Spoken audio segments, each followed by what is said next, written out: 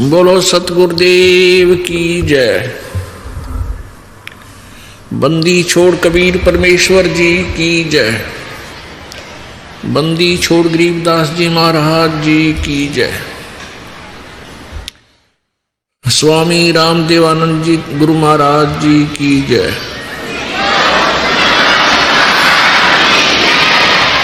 सर्व संतों की जय, सर्व भक्तों की जय, धर्मी पुरुषों की जय, श्री काशी धाम की जय, श्री छुडानी धाम की जय, श्री क्रोथा धाम की जय, श्री बरवाला धाम की जय। सत साहिब गरीब नमो नमो सतपुरुष को नमस्कार गुरु की नहीं। सुर नर मुनि जन साधुआ संतों सर्वसदी नहीं। सतगुरु साहेब संत सब डंडो तुम प्रणाम। आगे पीछे मध्य हुए तिन कुंजा कुर्बान। नराकार निर्विषम काल जाल भयबंधनम। निर्लेपम निज निर्गुणम अकल अनुबेशोन्धुनम। सोहम सुरति समाप्तम सकल समाना निरतल। उज्ज्वल हिरंबर हरदमम बेपरवा अथाह वार पार नहीं मध्यतम। गरीब जो सुमर सिद्ध होई गणनायक गलताना। करो अनुग्रह सोई पारस पद परवाना। आदि गणेश मनाऊं गणनायक देवन देवा। चरण कमल लो लाऊं आदंत करूं सेवा। परम शक्ति संगीतम रिद्धि सिद्धि दाता सोई।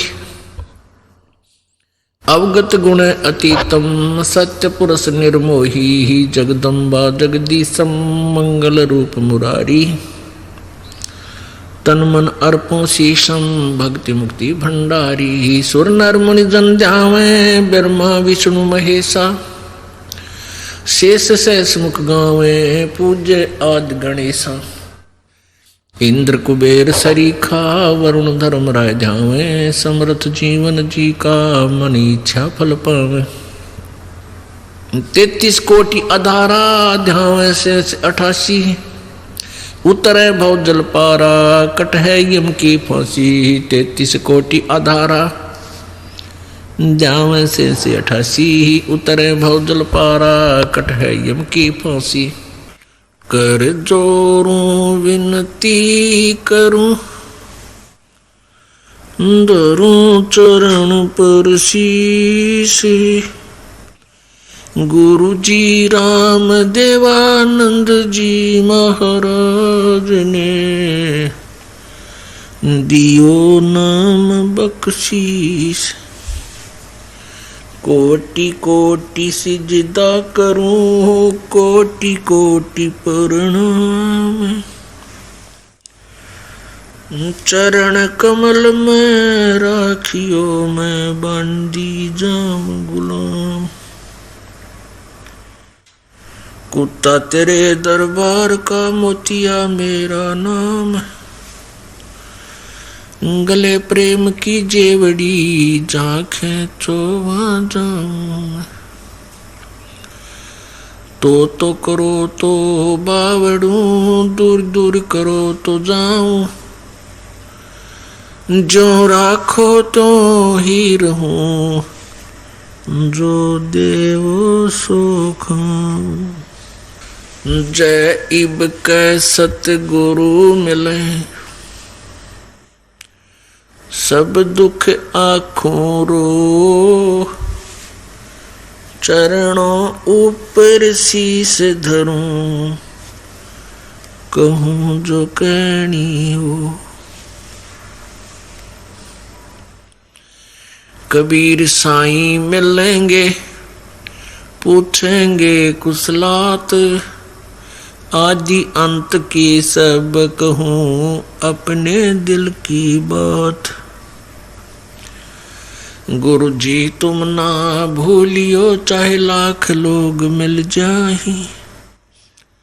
हमसे तुमको बहुत है तुमसे हमको नहीं। कबीर तुमरे विसारे क्या बने मैं किसकी शरण में जाऊं, शिव ब्रंच मुनि नारदा, इनके हृदय न समाऊं। अवगुण किए तो बहुत किए, करत न मानी हार, बावे बंदा बख्श दियो, बावे गर्दन उतारे। अवगुण मेरे बाप जी, बख्शो गरीब नवाज, जो मैं पूत कपूत हूँ, बहुर पिता को लाजी। मैं अपराधी जन्म का, नख सिख भरे विकार, तुम दाता दुख भंजना, मेरी करो सवार। बंदे तू कर बंदगी, बंदे तू कर बंदगी, जय चावे दीदारे। अवसर मानुष जन्म का, भाई मिले न बारंबार। मानुष जन्म दुर्लभ है, ये मिले न बारंबार। जैसे तरवर से पत्ता टूटे गिरे, वो बहुर न लगता डार। मानुष जन्म पाए के, जो नहीं रटे हरि नाम, जैसे कुआ जल बिना बनवाया क्या काम। राम नाम रटते रहो, राम नाम रटते रहो, जब तक घट में प्राण। कब हो तो दीन दयाल के, बनक पड़ेगी कान।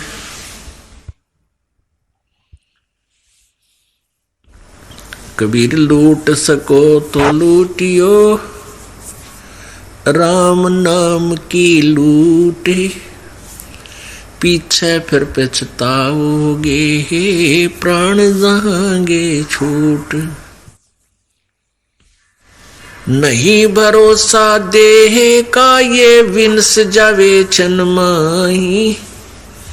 श्वास उश्वास में नाम जपो हो, और यतन कछु नाही। कबीर श्वास उश्वास में नाम जपो, व्यर्थ श्वास मत खो। न जाने इस श्वास को, आवण हो के न हो। वो पृथ्वीपति चकवे गए, जिनके चकर चलंत। रावण सरीखे कौन गिने, ऐसे गए अनंत। वो मर्द गर्द में मिल गए, रावण से रणधीर। कंस के सी चाणूर से, वो हिरण्यकशिपु बलबीर। तेरी क्या बुनियाद है, तू जीव जन्म धर लेत। गरीब दास हरि नाम बिना, तेरा खाली रह जा खेत। सर्व सोने की लंका होती, रावण से रणधीरम। एक पलक में राज विराजी, वो जम के पड़े जंजीरम। परम पिता परमात्मा, सर्व सृष्टि रचनहार कुल मालिक कबीर देव, कबीर परमेश्वर अपनी प्यारी आत्माओं को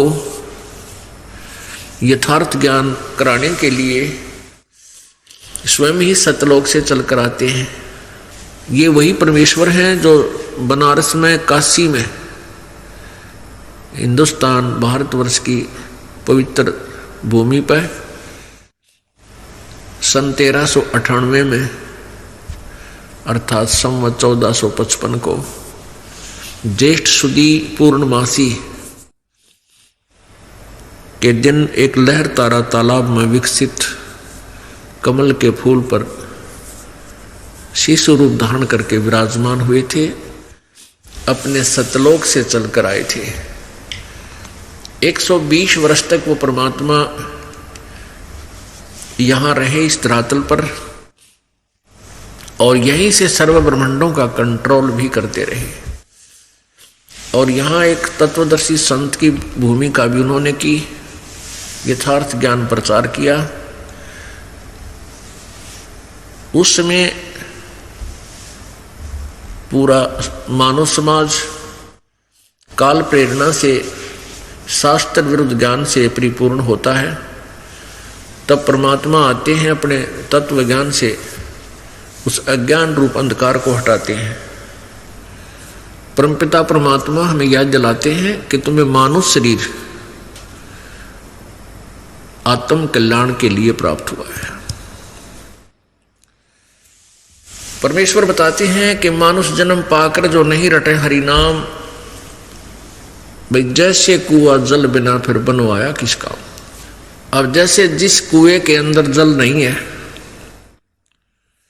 और वो कितना सुंदर बना रखा है, चाहे पक्का भी कर रखा है, उसको कंस्ट्रक्शन भी कर रखी है, बढ़िया प्लास्टर कर रखा है, यदि उसमें जल नहीं है उसका नाम कूप अवश्य है, लेकिन गुण कूप के नहीं है। इसी प्रकार जो मनुष्य शरीर पाकर के परमात्मा की भक्ति नहीं कर रहे, उनका नाम मनुष्य अवश्य है, लेकिन आकार मनुष्य जैसा है, लेकिन कर्म मनुष्य के नहीं है। क्योंकि मनुष्य का प्रथम कर्तव्य है परमात्मा की भक्ति करना, आत्म कल्याण करवाना। इस परमात्मा की भक्ति पर जब ये इंसान लगता है तो इसके अंदर शिष्टाचार, सदाचार, विनम्रता, विकार रहित ये होना पड़ता है, अन्यथा भक्ति नहीं चलेगी। तो इस भक्ति से, परमात्मा की यथार्थ साधना से ही ये मानव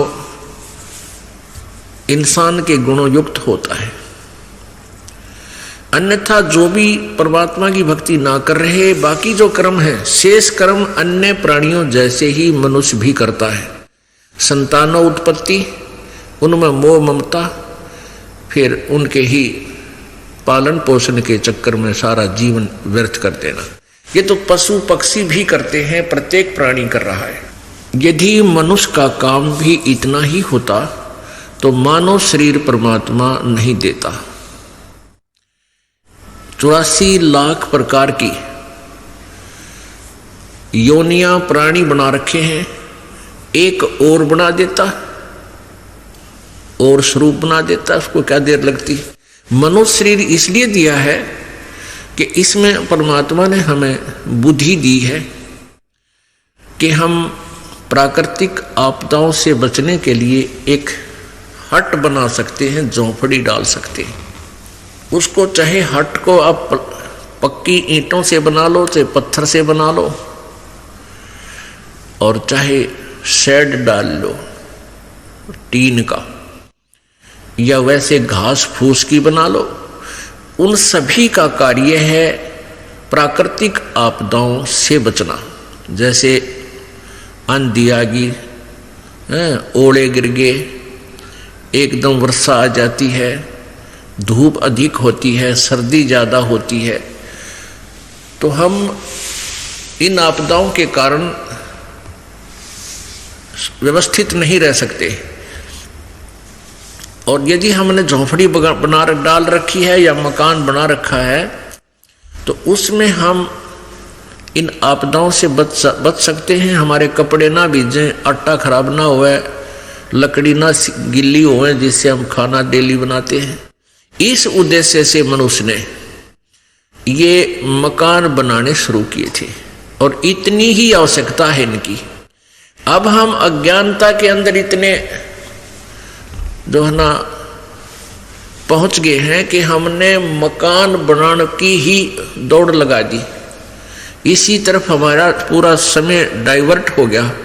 बढ़िया कोठी बनावे, 2-2, 3-3 मंजिल की बनावे, उसमें चिप्स लगावे, हैं, उसी के अंदर पता नहीं के डेकोरेशन रख ले, और फिर इतनी अच्छी कोठी बनाएंगे 10-20 लाख रुपए की, तो वो 2 नंबर से धंधा करना पड़ेगा, पाप का भागी होगा, भगवान का दोषी, सरकार का दोषी, और भक्ति नहीं कर सकता वो प्राणी। ठीक है, परमात्मा ने आपके भाग्य में आपके पूर्व जन्म का किया हुआ पुण्य दिया हुआ है, उससे आपके पास पैसा भी है तो मकान बना लीजिए, जैसा भी आपका पॉकेट अलाउ करता है बना लीजिए। लेकिन फिर एक कोठी बन गई, फिर दूसरी बना ले, फिर तीसरी बना ले, हैं, कोई बात हो या? और फिर एकदम मृत्यु हो जा, फिर गधा बन के, कुत्ता बन के उन कोठियां के गली में भी नहीं बैठ सकता, अंदर तो बात दूर है, बाहर भी नहीं बैठ सकता, मारेंगे लठने का, दूर मारो इनका, कुत्ते से बीमारी ना लग जा, क्यों खाज लगेगी, टांग टूटेगी, आंख फूटे, अगर इसे निकम्मे आदमी की जो भक्ति नहीं करता, सारा जीवन बर्बाद कर देता है अपने इस माया के जोड़ में। तो पुण्यात्माओं, ये बातें जो परमात्मा हमें याद दिलाते हैं अपने पवित्र वाणी के माध्यम से, परमात्मा कहते हैं कि ये बातें कहन सुन की नहीं है, ये कर पाड़ने की है। ये हमने सुना दिया, आपना अच्छी लगी तो आप आगे सुनाने लगे, नहीं आगे सुनाओ अवश्य, लेकिन स्वयं अमल करो पहले, उसके बाद दूसरे पे आपकी बात का असर होगा, नहीं तो कोई प्रभाव नहीं पड़ेगा, आप भी अपना जीवन व्यर्थ करोगे। तो क्या बताते हैं परमात्मा के, मानुष जन्म पाके जो नहीं रटे हरि नाम, और जैसे कुआ जल बिना फिर बनवाया किस काम। मानुष जन्म दुर्लभ है, ये मिले न बारंबार, जैसे तरवर से पत्ता टूट जा वो बहुत न लगता डार। अब जैसे आज आप एक परिवार रूपी आपका एक पेड़ है, आप उसके पत्ते हैं, और एक पत्ता गिर गया टूट के, वो पुनः स्थापित नहीं हो सकता उसी डार पर।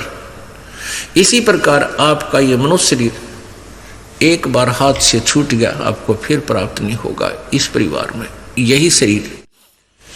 अब कहने का भाव ये है कि हमारा यहाँ पर अस्थायी ठिकाना है, और इसका ये भी नहीं मालूम ये है कितने दिन का। ठीक है, हम अप्रोक्सीमेशन ला के, अंदाजा सा ला के जी रहे हैं कि 100 वर्ष तो आदमी जी ही जाता है। अब 80, 70, 80 साल के बाद तो ये शरीर जी आपकी जान का झाड़ हो जाएगा, ये जियो चाहे मरो एक जैसा स्थिति में आ जाता है।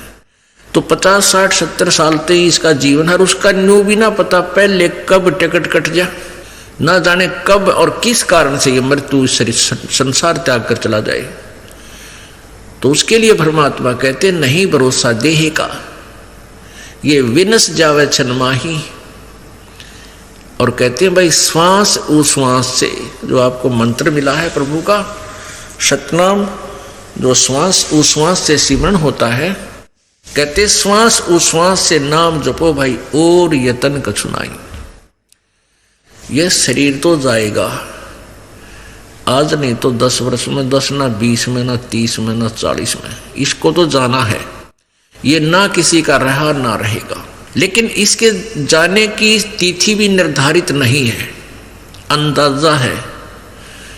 तो फिर भी हम गफलत कर रहे हैं यही सोचकर हम अभी नहीं मरेंगे, हमारी तो आयु अभी 40 वर्ष हुई है, हमारी तो 50 वर्ष हुई है, अभी तो बहुत समय है। यह सबसे बड़ी भूल इस प्राणी का काल ने ला रखी है। परमेश्वर कहते हैं कि मौत भूल गया बावड़े, तने चाला कर दिया कौन, और तन माटी में मिल जाएगा भाई जो आटे में नौन। कहते हैं या दुनिया दा जीवन झूठा भूल रहे मर जाने नू, इस दुनिया का ये जीवन झूठा है, व्यर्थ है, इसका नहीं पता कब समाप्त हो जाए, और भूल गए मर जाने नू, यानी मौत भूल गए।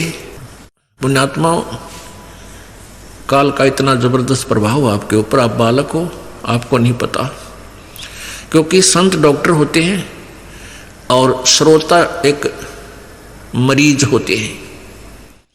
अब डॉक्टर को पता है कि यदि ये ट्रीटमेंट नहीं करेंगे तो इनके ऊपर कितना भयंकर रोग है, इनकी क्या दुर्दशा होगी। इसलिए वो बार बार कहता है भी इलाज करवा, गफलत मत कर और परहेज रख। तो परमात्मा भी कहते हैं औखत खावे पत्थर है तब होवे कल्याण। औखत खावे यानी दवाई ले, परमात्मा के सच्चे नाम रूपी ये औषधि खावे, और फिर पत्थर है, पथ माने परहेज रख है, तब तेरा कल्याण होगा। परमेश्वर हमें बार बार याद दिलाते हैं कि भाई, फिर परमात्मा ये भी हमें साथ साथ एक और बताना चाहते हैं कि कबीरा ये तन जाएगा और सकै तो ठाहर ला, या सेवा एक सेवा कर संत की और गोविंद के गुण गा। अब ये शरीर तो आपका जाएगा, मृत्यु होगी ही होगी। फिर इसके लिए बताते हैं कि इसमें एक ठाहर लग सकती है। ठाहर माने सपोर्ट। जैसे पहले पुराने समय में सतीर और कड़ियों की छत देते थे मकान पर। अभी बहुत से गांव में एक सतीर होता था, लंबा सा वुडन बीम जिसको कहते हैं। आजकल तो इसके आरसीसी के बीम हो गए, वो लकड़ी का बीम होता था, उसको सैतीर बोलते हैं। तो वो सैतीर कई बार बीच से क्रैक हो जाता था और टूटने को, गिरने को हो जाता था। अब जैसे वो वुडन बीम होता है सैतीर, वो टूटने को हो जाता, उसमें क्रैक आ जाता बीच में, सेंटर में, और गरीब व्यक्ति रिप्लेसमेंट नहीं कर सकता अपने मकान की छत की। तो क्या करते थे, उसके नीचे एक और सपोर्ट दे देते थे, उसी जहां क्रैक हो रहा था उसके नीचे। उसको थूणी भी बोल देते हैं और उसको बली भी बोल देते हैं। बली लगा दी नीचे, यानी और एक पिलर सा लकड़ का एक डंडा, अच्छा मोटा, कड़ी से भी मोटा, वो उसका लगा दिया करते नीचे, उसको सपोर्ट दे करके। तो उसको ठाहर बोलते हैं, ठाहर। वो ठाहर लाने के बाद वही सैतीर मनवाना 20-30 वर्ष और निकाल देता था, वह छत नहीं गिरती थी, डिस्टर्ब नहीं होता था। ऐसे परमात्मा हमें याद दिलाते हैं कि यदि तू इस जीवन को एक्सटेंड भी करवाना चाहता है, वैसे तो तेरा कोई भरोसा नहीं है, ये तो उस वुडन बीम से भी कमजोर शरीर है आपका, और कभी भी किन्हीं कारणों से ये विनाश हो सकता है। और इसमें आप कुछ ठहर लाना चाहते हो, इसको एक्सटेंशन करवाना चाहते हो, तो क्या बताया है, कबीर ये तन जावेगा सके तो ठाहर लाए, एक सेवा कर संत की और गोविंद के गुण गाए। संत की सेवा करने का तात्पर्य है कि पूरे संत, पूर्ण संत को ढूंढ कर, खोज कर, उनके द्वारा बताए गए भक्ति मार्ग पर आप लग जाइए, और जो वो मंत्र जाप आपको दे उस नाम का जाप कीजिए। अब परमात्मा आपको बताते हैं कि राम नाम रटते रहो जब तक घट में प्राण, और कदे तो दीन दयाल के भनक पड़ेगी कान। अंतिम श्वास तक, जब तक तेरे शरीर में श्वास है तब तक तूने इस भक्ति का स्मरण, इस नाम का सिमरण करते रहना होगा।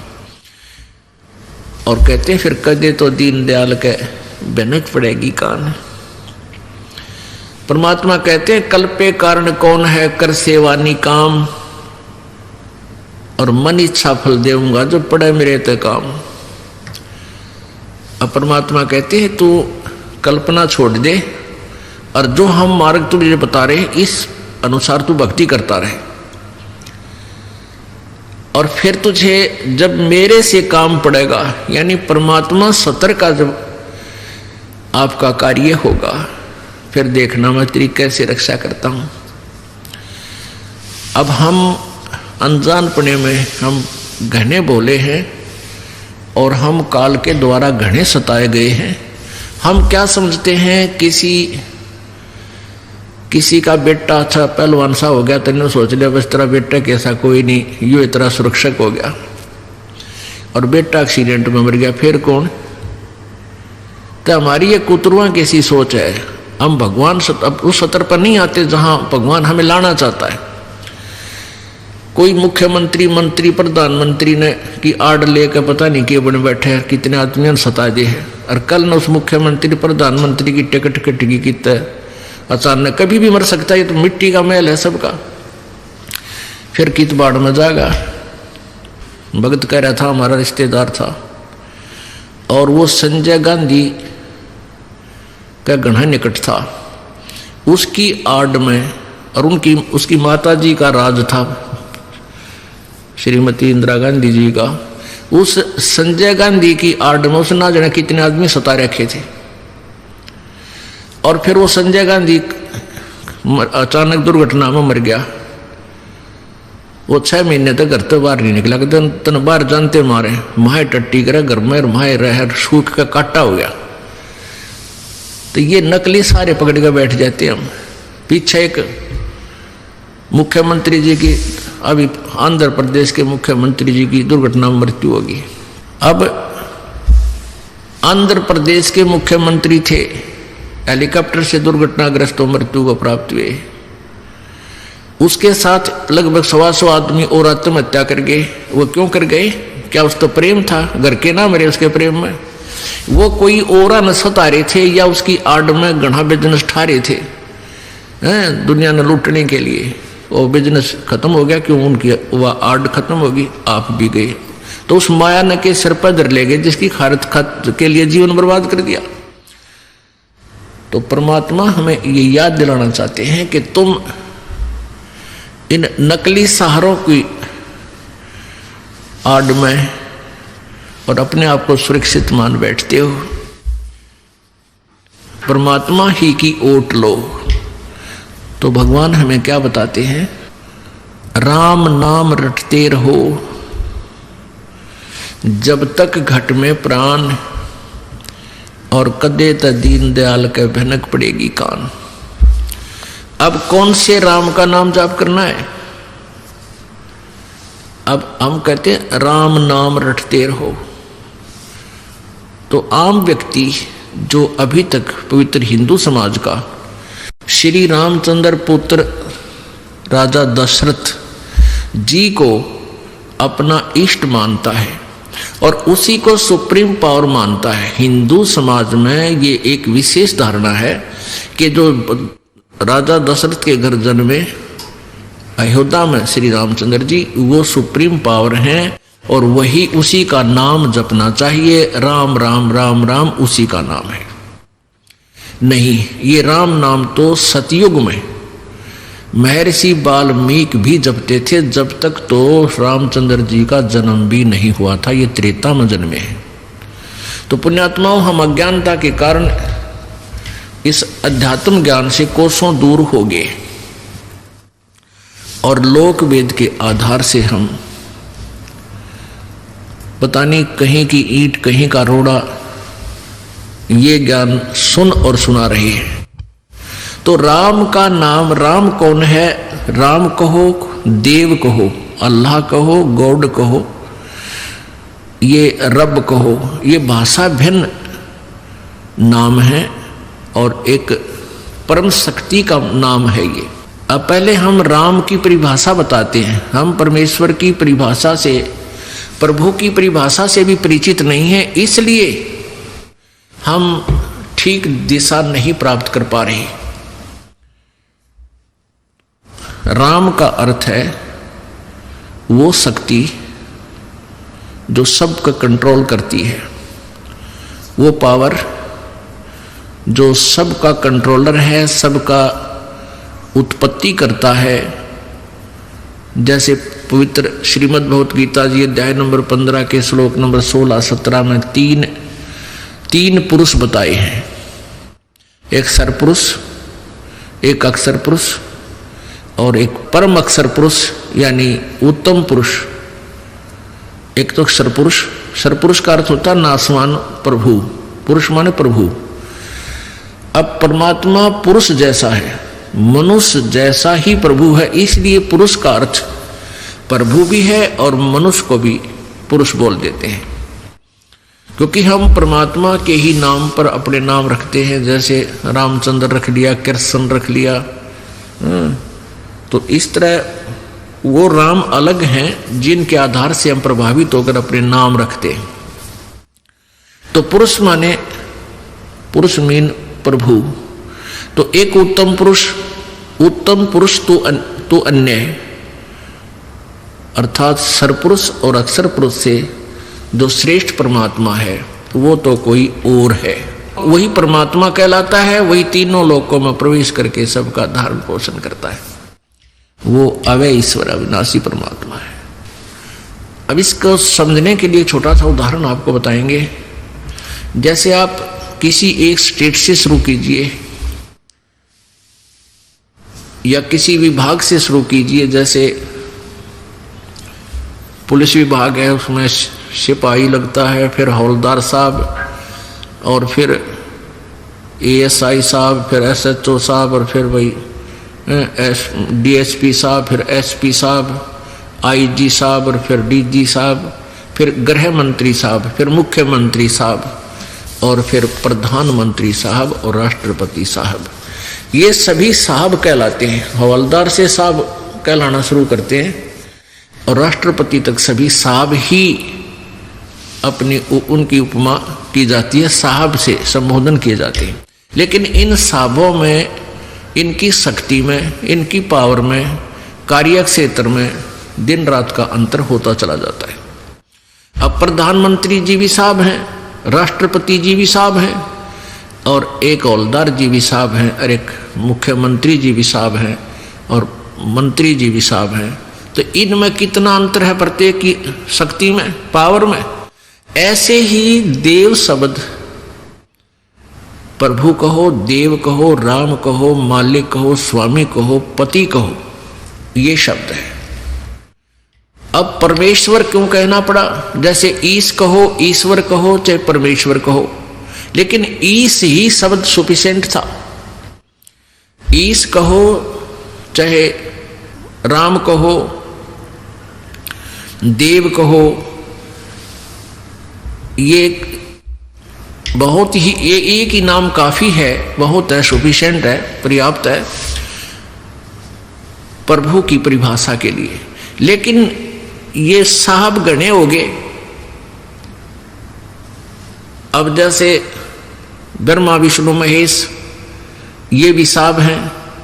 ये एक ब्रह्मांड में एक एक विभाग के साहब हैं, मालिक हैं, प्रभु हैं, स्वामी हैं। रजोगुण विभाग के ब्रह्मा जी, सतोगुण विभाग के विष्णु जी, तमोगुण विभाग के शिव जी। ये एक ब्रह्मांड में और केवल 3 लोकों में, पृथ्वी लोक, एक पाताल लोक, ऊपर स्वर्ग लोक, इन 3 लोकों के प्राणियों के ऊपर ये स्वामी हैं, एक विभागीय मंत्री हैं। इनके पिताजी अर्थात ब्रह्म ज्योति निरंजन कहो, इसे सरपुरुष कहो, जो गीता जी अध्याय नंबर 15 के श्लोक नंबर 16 में 2 प्रभु बताए हैं, 2 पुरुष बताए हैं, एक सरपुरुष एक अक्षर पुरुष। तो इनके पिता जो सरपुरुष यानी ब्रह्म है, वो 21 ब्रह्मांड का मालिक है, स्वामी है, राम है, देव है। और उस प्रत्येक ब्रह्मांड में ये as a chief minister role करता है। समझने के लिए इतना शब्द। और इसके 3 पुत्र यहाँ के एक कैबिनेट सत्र के मिनिस्टर होते हैं, ये समझो। और बाकी 33 करोड़ देवता वो अलग अलग उनके और विभाग दे रखे हैं। अब जैसे एक विधानसभा में, जैसे हरियाणा की विधानसभा में 90 MLA की सीट है, ये फिक्स्ड है। ऐसे ही 33 करोड़ देवताओं की फीस, ये सीट फिक्स है। इतने ये देवता बनते ही बनते हैं और ये मरते रहते हैं, दूसरे उस योग्य होते हैं, उनको उस पद पर विराजमान कर दिया जाता है। ये भी नासवान है। ब्रह्मा विष्णु महेश एक विभाग में केवल एक विभागीय मंत्री हैं, और इनके पिता जो ब्रह्म हैं वो 21 ब्रह्मांड में राम हैं, 21 ब्रह्मांड के स्वामी हैं। और जो गीता जी अध्याय नंबर 15 के श्लोक 16 में जो दो पुरुषों में से जो अक्षर पुरुष है, ये परब्रह्म समझो, अक्षर पुरुष को परब्रह्म भी बोलते हैं। एक ब्रह्म, एक नेक्स्ट ब्रह्म, इससे दूसरा ब्रह्म। तो उसके 7 शंख ब्रह्मांड हैं, 7 शंख, जैसे गणित के हिसाब से करते हैं, लाख, 10 लाख, करोड़, अरब, खरब, ऐसे। फिर नील पद्म शंख, 7 शंख ब्रह्मांड का वो स्वामी है।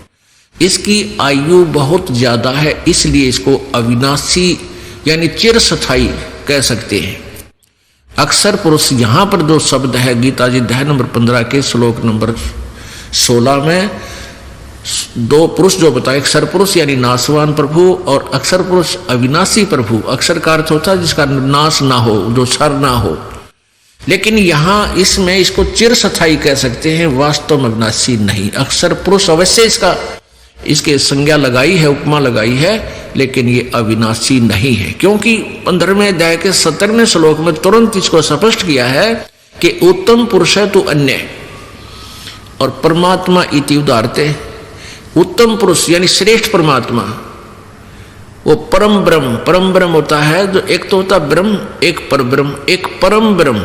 परम माने श्रेष्ठ, उत्तम, ब्रह्म माने परमात्मा, वो तो कोई और है, और वही परमात्मा यानी परमात्मा का अर्थ होता है उत्तिष्ठ आत्मा, श्रेष्ठ आत्मा, परम श्रेष्ठ, वही श्रेष्ठ आत्मा यानी वही परमात्मा कहलाता है। परमात्मा का सीधा सा विधान है, परमात्मा की परिभाषा यह है कि परमात्मा उसे कहते हैं जो दुख ना दे, केवल सुख दे,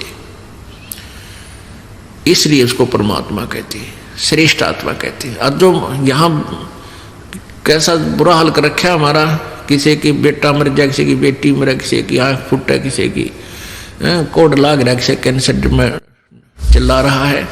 जिसके राज्य में ऐसा दुखी प्राणी, वो परमात्मा नहीं हो सकता, वो स्वामी अवश्य है। जैसे कसाई बकरे पालता है, वो बकरियां का स्वामी है, लेकिन अच्छी आत्मा नहीं है, वो श्रेष्ठ आत्मा नहीं है, वो परमात्मा नहीं है। तो यहां स्पष्ट किया है गीता जी अध्याय नंबर 15 के श्लोक नंबर 17 में कि उत्तम पुरुष है तो अन्य है, श्रेष्ठ प्रभु तो कोई और है, परमात्मा इति उदारते, जो अच्छी आत्मा यानी वो दयालु भगवान, वो श्रेष्ठ आत्मा वाला परमात्मा, नेक आत्मा जिसको कहते हैं, वो अलग है। और ये लोग तरम आविश्य विभर्ती, वो अवय ईश्वर है, जो तीनों लोकों में प्रवेश करके सबका धारण पोषण करता, वो है अविनाशी प्रभु। तो अब हमने ईश तो हम समझेंगे ब्रह्म को, और ईश्वर यानी ईश से श्रेष्ठ, इससे ऊपर वो कौन है, ऊपर ब्रह्म। और परमेश्वर शब्द क्यों बोला गया, क्योंकि ये ईश से भी और इस ईश्वर से भी वो श्रेष्ठ परमात्मा है, परमेश्वर, वो परम है, श्रेष्ठ है, वो परमेश्वर है। तो ऐसे हमने प्रभु की परिभाषा को समझना है। अब कौन सा राम है, अब और ऑल कंट्रोलर जो पूर्ण ब्रह्म है, परम अक्षर ब्रह्म है, उत्तम पुरुष जो और ही है, वो असंख्य ब्रह्मांड का मालिक है, राम है, स्वामी है, देव है, प्रभु है। अब हमने शिव भगवान को, जो यहाँ का त्रिलोकीय विभागीय, एक विभागीय मंत्री है एक ब्रह्मांड में, उसको महादेव की संज्ञा से, महादेव की उपमा से सुशोभित करते हैं। महादेव का अर्थ होता है बड़ा भगवान। अब यदि महादेव हम कहें वेदों अनुसार, तो महादेव वो पूर्ण परमात्मा है, परम अक्षर ब्रह्म है, हम उसको ही महादेव कहेंगे। अब यहां फिर और सतिथि आ जाती है, जैसे यहां भी देव हैं, 33 करोड़ देवताओं में जो महान है, बड़ा है, इसलिए इनको महादेव कह दिया जाता है। तो इस पूरी परिभाषा को समझने के लिए ही ये सत्संग किया जाता है, सीडी बनाई जाती हैं। यहाँ नहीं समझ में आओ तो इन सीडी को ले जाओ डीवीडी अपना चला कर देखो, बार बार इस ज्ञान को ग्रहण करो, इससे ज्ञान यज्ञ का फल आपको मिलेगा। और जब तक हम ज्ञान से पूर्ण रूप से परिपूर्ण नहीं होंगे तब तक हम भक्ति पर स्थिर नहीं हो सकते। ठीक है, जब तक आपको सुख होते रहेंगे तो आप गुण गाते रहोगे, और जिस दिन एकाद मालिक नहीं चाहेगा आपको और आप चाहते हो कि मेरा ऐसा हो, आपको परमात्मा ने वो नहीं दिया, वो लाभ नहीं दिया, तो आप कभी भी विमुख हो सकते हो, तो वो भक्त नहीं। गीता जी अध्याय नंबर 2 के श्लोक नंबर 53 में कहा कि अर्जुन, जब तेरी बुद्धि भिन्न भिन्न प्रकार के भ्रमित करने वाले वचनों से, विचारों से, सत्संग से, ज्ञान से हटकर एक परमात्मा तत्व, परमात्मा के एक उस तत्व ज्ञान पर स्थिर हो जाएगी, एक परमात्मा पर टिक जाएगा, तब तू योग को प्राप्त होगा। यानी तब तू भक्त बनेगा तो योगी होगा, अन्यथा तुने कोई विचलित कर देगा बीच में और तू भक्ति नहीं कर सकेगा। तो ये दास चाहता है कि आपको ऐसा ज्ञान सुनाऊं कि आप बीच में अपनी भक्ति में विचलित ना हो। नहीं तो परमात्मा क्या बताते हैं, 100 वर्ष सतगुरु की पूजा, एक दिन आन उपासी, वो अपराधी आत्मा फिर पड़े काल की फांसी। 100 वर्ष तो हमने बताया इस मार्ग को करते रहिए, और एक दिन आन उपासना कर लीजिए अन्य देवताओं की या कोई और पूजा कर लीजिए, कहते हैं वो अपराधी आत्मा फिर पड़े काल की फांसी। अब इन बातों को बहुत गहराई से आपने सोचना पड़ेगा कि प्रभु ने ऐसा क्यों कहा। अब जैसे आपने 2 वर्ष, 4 वर्ष, 5 वर्ष, 10 वर्ष इस दास से उपदेश लेकर के मर्यादा में रहते हुए साधना की, आपके पुण्य गुड अकाउंट में लिखे गए, फिर आप विचलित हो गए, इस भक्ति मार्ग से विचलित कर दिया किसी नालायक व्यक्ति ने और आप में ज्ञान था नहीं, तो आप काल की फांसी गल गई। आप कहे आप अन्य पूजा करने लगी या पूजा करनी ही बंद कर दी, तो आप काल की डोर में बंध गए। क्योंकि जो साधना आप कर रहे हो, ये 2-4 वर्ष करने के बाद आप ब्रह्मा विष्णु महेश की उपाधि प्राप्त करने योग्य पुण्यकर्मी प्राणी बन जाते हो। और उससे पहले आपको ना जाने कितने सुख स्वर्ग में, महास्वर्ग में, क्योंकि जैसे आपको ये 5-7 मंत्र दिए जाते हैं, इनसे बीच के जो मंत्र हैं 5, ये प्रत्येक इष्ट जो देव हैं, जैसे ब्रह्मा जी, विष्णु जी, शिव जी, दुर्गा, गणेश, इनके मंत्र हैं। इनकी मंत्र के नाम की मजदूरी से आप जो परमात्मा से विमुख हुआ प्राणी इनके पास पहुंच जाएगा। तरतीब वाइज पहले मान लीजिए आप गणेश जी के लोक में चले गए, उस प्रथम मंत्र के जो आपको गणेश जी का मंत्र दिया जाता है उसकी कमाई से, तो वहां आप गण बन जाओगे। वहां पर यो गणेश उनका मालिक है, गणों का, गण माने वहां पर देव, गण कहो उन्हें देव कहो, वहां के जो साहब हैं, वहां की अच्छी आत्माएं हैं, उच्च पोस्ट प्राप्त हो जाती है। तो वहां रिद्धि सिद्धियां होती हैं आप में, आकाश में उड़ जाना, इस तरह की बहुत सी सिद्धियां आप में हो जाती हैं। जब चाहे यहाँ आ जाना है, किसी में प्रवेश करके सूक्ष्म शरीर हो जाता है प्राणी का, किसी अपने मित्र में या अपने कोई खास रिश्तेदार में या बड़े बेटे में आया, प्रवेश करके आशीर्वाद दे गया, ऐसे अपनी कमाई बर्बाद कर जावे, फिर पितर रूप में दिख जावे। इस तरह की ये कलाबाजियां प्राणी करके अपना जीवन बर्बाद कर देता है, वो कमाई नष्ट कर देता है। उसके बाद ये जाएगा ब्रह्मा के जी के लोक में, वहां भी ऐसे ही स्वर्ग है, अलग से एक व्यवस्था है, न्यारा लोक है, तो वहां बहुत अच्छी पोस्ट प्राप्त होगी। उसके बाद फिर जाएगा ये शिव जी के लोक में, फिर विष्णु के लोक में, फिर दुर्गा के लोक। जब वहां इसका जोड़ा सा जड़ लेगा, वह सारी कमाई नष्ट हो जाएगी, फिर इसके पास रह जाता है वो 2 मंत्र के जाप की कमाई, और साथ में ये यज्ञ करते हो।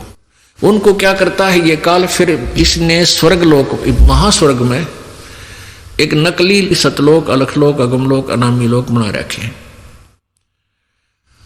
तो उनमें ये बहुत समय तक रहता है, ओम नाम के जाप की कमाई को वहां बर्बाद करता है।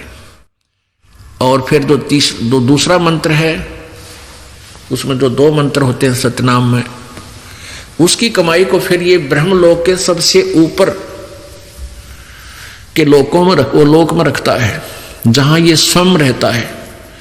वहां अलग से व्यवस्था बना रखी है। तो वो प्राणी जो सतनाम के दूसरे मंत्र का जो उपासक है, वो यहाँ के ब्रह्मा विष्णु महेश से भी तगड़ी शक्ति का हो जाता है। ये केवल 4 भुजा बना सकते हैं, वो 5 भुजा भी दिखा सकता है, 10 भुजा भी दिखा सकता है। ऐसी बकवादा में इसने लाए रखेगा और फिर वो पूंजी समाप्त करके फिर इसको पशु जोनी में ठोक देता है। दूसरा ये करता है कि जैसे दूसरे नाम की कमाई है, उसके आधार से फिर इनको ब्रह्मा विष्णु और शिव की पदवी भी दे देता है।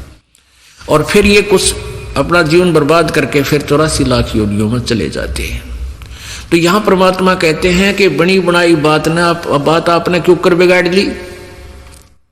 और फिर एक जीव का जीव हो जाता है, एक छोटा सा, यानी कोई गधा बन जाएगा, क्या कुत्ता बनेगा या सुअर बनेगा, फिर आ गया वहीं पर जहां से स्टार्ट हुआ था। तो इसलिए इस ज्ञान की आवश्यकता अत्यधिक आपको। दास इसीलिए ये प्रयत्न कर रहा है।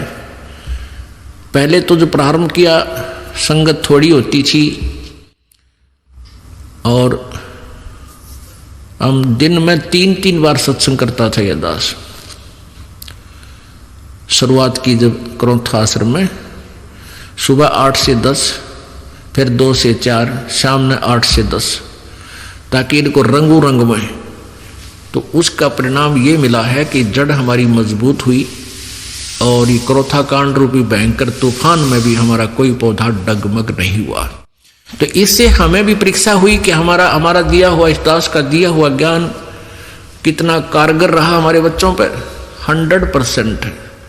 तो इसलिए दास ये चाहता है कि रह रहकर आपको इस रंग में रंग दूं जो आपको बहुत आवश्यक है, अति आवश्यक है। इस मनुष्य जीवन का मूल काम है। बाकी चाहे यहाँ कितना पूंजीपति बन जाओ, चाहे पृथ्वीपति बन जाओ, वो आपका पूर्व जन्म का संस्कार है। भविष्य आपका 0 होता है जो सत भक्ति नहीं करता। अब आपको परमात्मा की परिभाषा बताएगी। तो इसलिए परमात्मा कहते हैं स्वयं आकर के, प्रभु अपनी महिमा आप ही करते हैं, आप ही बताते हैं।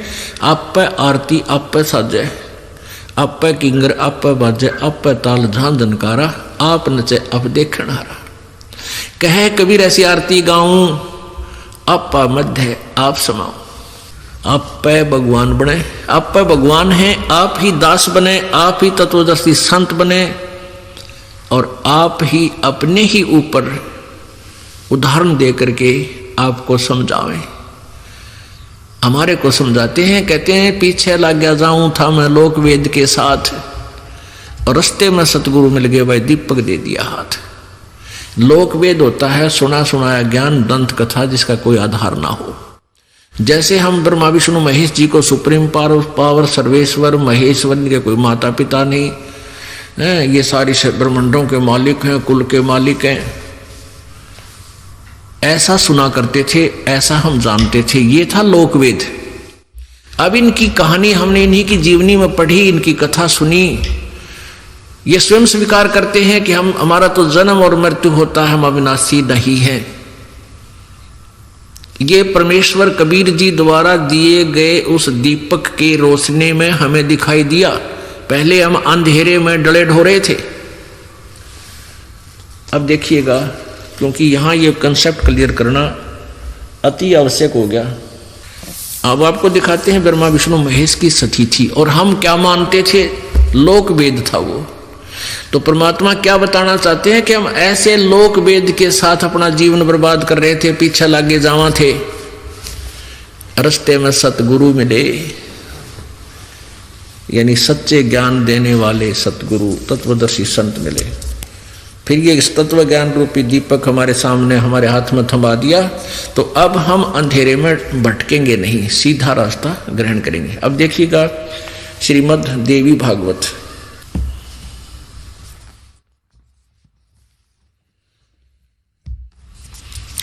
ये कहां से प्रकाशित है?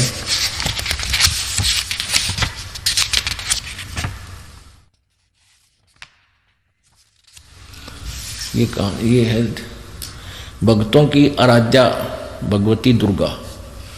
ये दुर्गा को कहते हैं देवी, ये दुर्गा पुराण है ये समझो, क्योंकि हम इतने अनजान हैं, हमें ये नहीं पता देवी क्या न कहें, दुर्गा किसने कहते हैं। यहाँ तक भी हम तो जय गणेश देवा तक पहुँच गए थे। अब संपादक हैं हनुमान प्रसाद पोदार, चिमनलाल गोस्वामी। और ये कहाँ से प्रकाशित है? गीता प्रेस गोरखपुर से। प्रकाशक एवं मुद्रक हैं गीता प्रेस गोरखपुर, गोविंद भवन कार्यालय कोलकाता का संस्थान। ये इनके फोन नंबर, फैक्स नंबर है। इस पुस्तक के 123 पृष्ठ पे और तीसरा स्कंद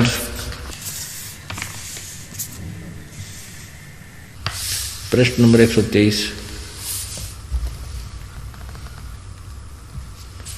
123 पृष्ठ पे ये क्या बता रहे हैं? स्वयं स्वीकार कर रहे हैं, भगवान विष्णु जी दुर्गा की महिमा करते हैं, स्तुति कर रहे हैं।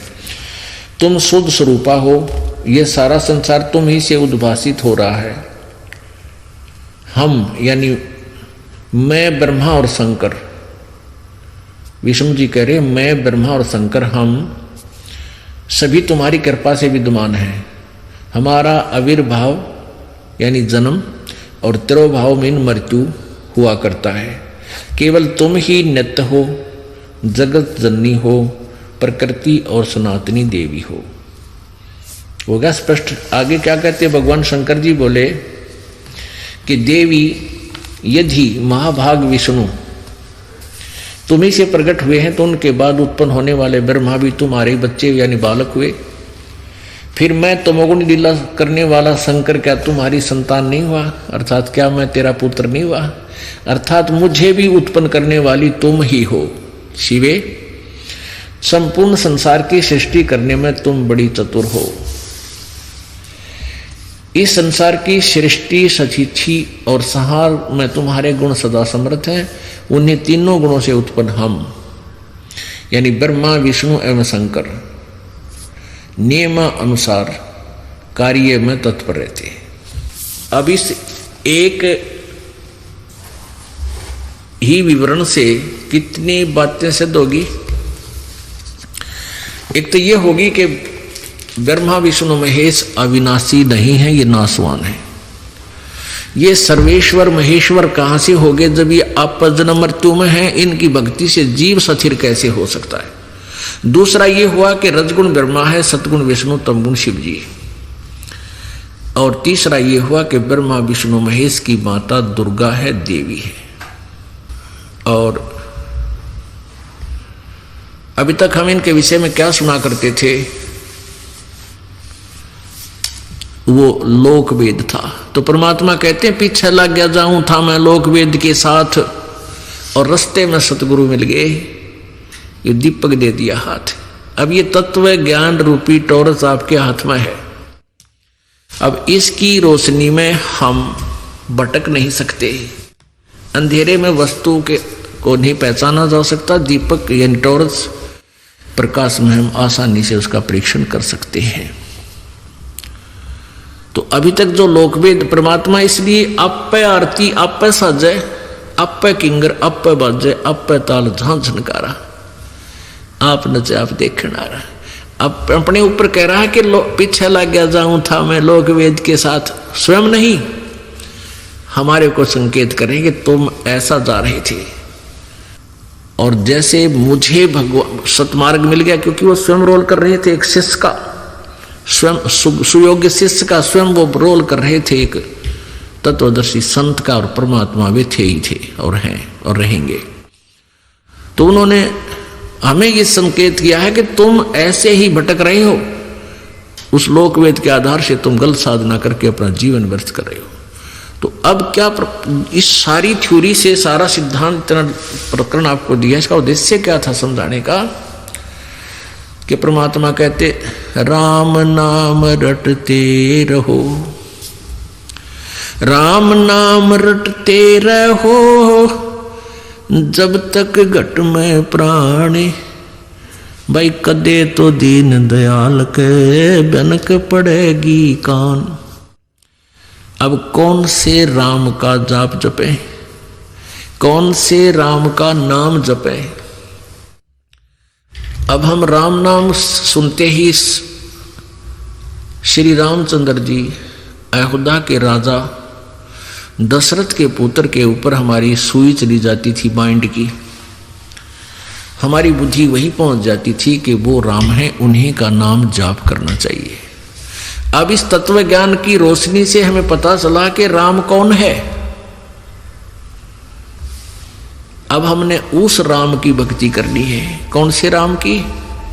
श्रीमद् भगवत गीता जी अध्याय नंबर 18 के श्लोक नंबर 62 में कहा है, गीता ज्ञान दाता ब्रह्म ने श्री कृष्ण जी में प्रवेश करके उस सर पुरुष ने बोला है कि अर्जुन तो सर्वभाव से, यानी और किसी देव में किसी भगवान में आस्था मत रख,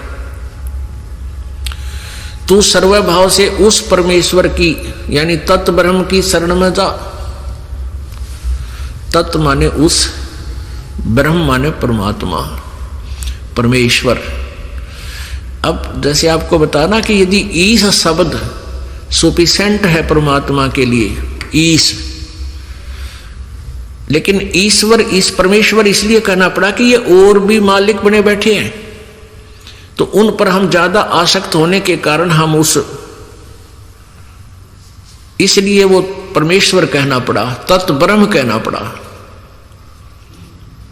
तत्व ब्रह्म कौन है? वो परम अक्षर ब्रह्म है। गीता जी अध्याय नंबर 8 के श्लोक नंबर 1 में अर्जुन ने पूछा कि हे भगवान, जिस तत्ब्रह्म के विषय में आपने 7वें अध्याय के 29वें श्लोक में कहा है कि उसके जानने के बाद फिर ये प्राणी केवल जन्म मृत्यु से ही छूटने का प्रयत्न करता है या जरा मरण से छूटने का प्रयत्न करता है, इस संसार की किसी वस्तु की इच्छा नहीं रखता।